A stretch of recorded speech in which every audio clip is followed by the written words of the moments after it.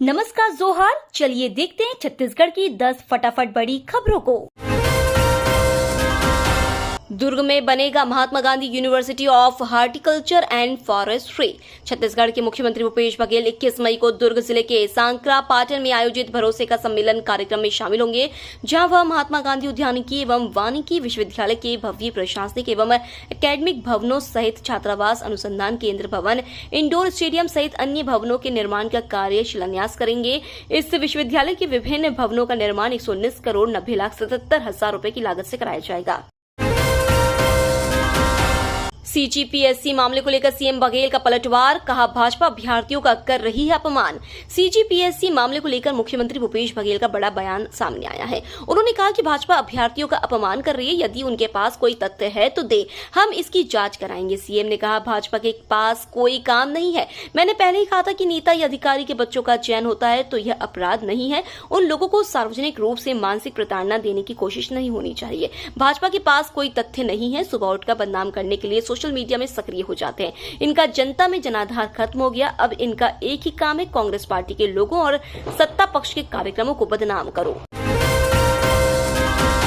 2000 के नोट बंद करने पर छत्तीसगढ़ के सीएम भूपेश बघेल ने कसा तंज। रायपुर में एक प्रेस कॉन्फ्रेंस में छत्तीसगढ़ के सीएम भूपेश बघेल ने केंद्र की बीजेपी सरकार और आरबीआई पर जमकर तंज कसा। बघेल ने कहा कि आरबीआई से हम पूछना चाहेंगे कि आपने 2000 का नोट बंद क्यों किया।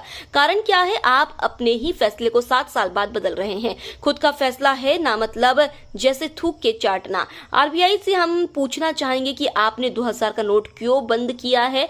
कारण क्या है? आप अपने ही फैसले को 7 साल बाद बदल दे रहे हैं। नोट छापने में 1600-1700 करोड़ रुपए खर्च हुए हैं। ये देश के करदाताओं का पैसा है।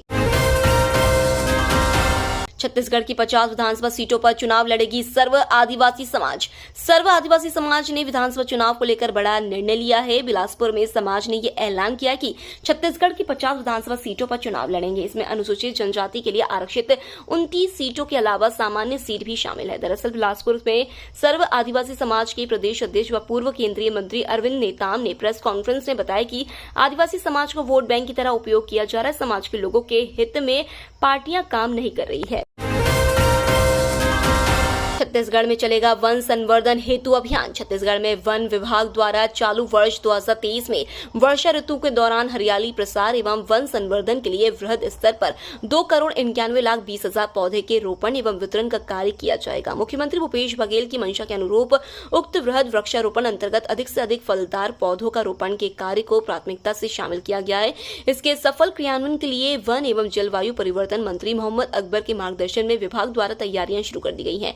7,065 हेक्टेयर और 20 किलोमीटर में 64,64,000 पौधे, मनरेगा अंतर्गत 70 हेक्टेयर एवं 60 किलोमीटर में 90,800 पौधे, कैंपा अंतर्गत 4,016 हेक्टेयर में 22,27,000 पौधे एवं अन्य योजना अंतर्गत 80 हेक्टेयर में 2 लाख पौधों के रोपण से राज्य हरितिमा से आच्छादित होगा।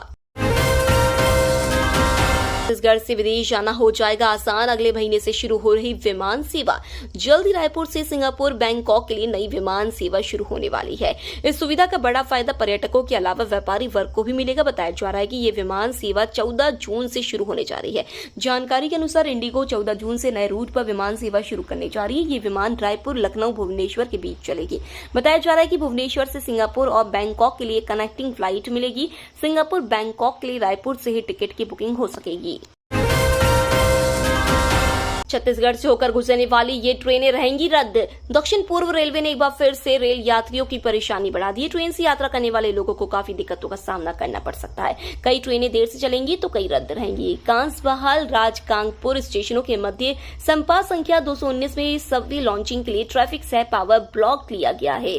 दक्षिण पूर्व रेलवे के चक्रधरपुर मंडल के कांसबहाल, राजकांगपुर स्टेशनों के मध्य ट्रैफिक सह पावर ब्लॉक करने से ट्रेन प्रभावित रहेगी। इस ब्लॉक होने के कारण से कुछ ट्रेनें रद्द भी रहेंगी और कुछ के रूट भी चेंज होंगे। ऐसे में गाड़ियों का परिचालन प्रभावित रहेगा।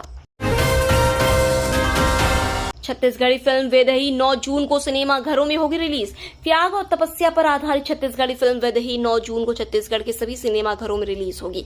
बता दें यह film Siddheshwaram movie and entertainment 24 frames production के बैनर तले बन रही है। फिल्म वैदेही की पहली पोस्टर रिलीज हो चुकी है। दर्शकों को बता दें कि यह फिल्म लव स्टोरी से भरपूर और पारिवारिक फिल्म है। इस फिल्म को प्रस्तुत करते हैं मनीष मानिकपुरी, जिसके लेखक निर्देशक गंगासागर पंडा है। निर्माता CK पटेल, सह निर्माता सतीश जादवानी। इस फिल्म के कार्यकारी निर्माता स्वाति मानिकपुरी हैं।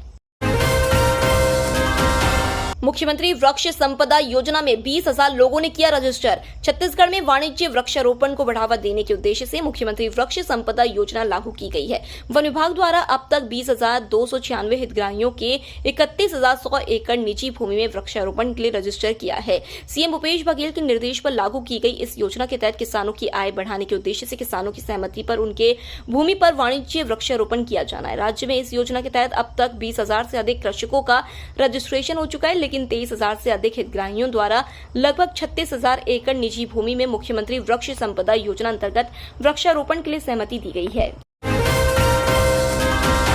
प्रदेश के कई जिलों में लू का अलर्ट। छत्तीसगढ़ में गर्मी का प्रकोप जारी है। मौसम विभाग ने प्रदेश में तापमान में बढ़ोतरी की संभावना जताई है। राजधानी रायपुर समेत कई जिलों में लू का अलर्ट जारी किया गया है। रायपुर में 42 डिग्री सेल्सियस तापमान दर्ज किया गया है। इसके अलावा मौसम विभाग ने आज भी कई जिलों में शाम तक बारिश की संभावना जताई है। मौसम विज्ञान केंद्र रायपुर ने प्रदेश के कई जिलों के लिए लू का अलर्ट जारी किया है। ये तो थी आज की बड़ी खबरें। डेली खबरों से अपडेट रहने के लिए चैनल सब्सक्राइब करना बिल्कुल ना भूलें। धन्यवाद।